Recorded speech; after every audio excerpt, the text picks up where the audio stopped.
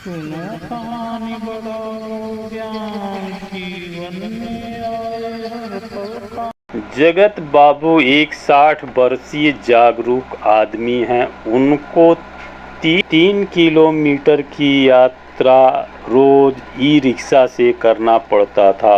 उस रास्ते पर केवल ई रिक्शा ही चलता है। मजबूरी में ई रिक्शा का ही सहारा है। कुछ रिक्शा वाले अपने परिवार का पालन करने के लिए ई रिक्शा चलाते हैं, तो कुछ अपने नशे को पूरा करने के लिए ई रिक्शा चलाते हैं। एक बार की बात है कि जगत बाबू ई रिक्शा स्टैंड पर उतरते हैं।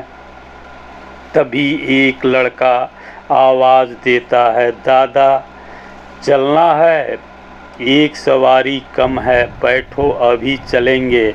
जगत बाबू उसके पास वाले सीट पर बैठ जाते हैं।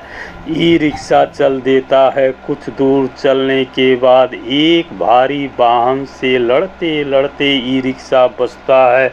यह देख ई रिक्शा में बैठी सारी सवारियां ई रिक्शा चलाने वाले को डांटने लगते हैं। कहते हैं, ठीक से चलाओ। जगत बाबू ई रिक्शा वाले से कहते हैं, तुम नशे में हो क्या? रिक्शा वाला कहता है, हाँ दादा, थोड़ा पी लिया हूँ। जगत बाबू कहते हैं, नशा छोड़ दो, नहीं तो यह नशा तुम्हारा जीवन पी लेगा। यह सोचो, यदि तुम्हारी ई रिक्शा लड़ जाती तो तुम्हारे साथ सारी सवारी भी मारी जाती। जगत बाबू का चौराहा आ जाता है और जगत बाबू उतरते हुए कहते हैं, नशा कर कर गाड़ी मत चलाया करो। और जगत बाबू उतर कर चले जाते हैं।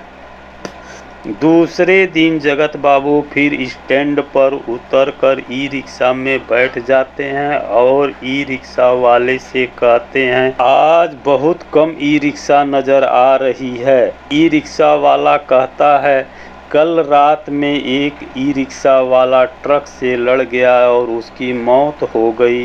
वहीं पर कुछ ई रिक्शा वाले चले गए हैं। जगत बाबू कहते हैं, क्या वही तो हमेशा नशे में रहता था?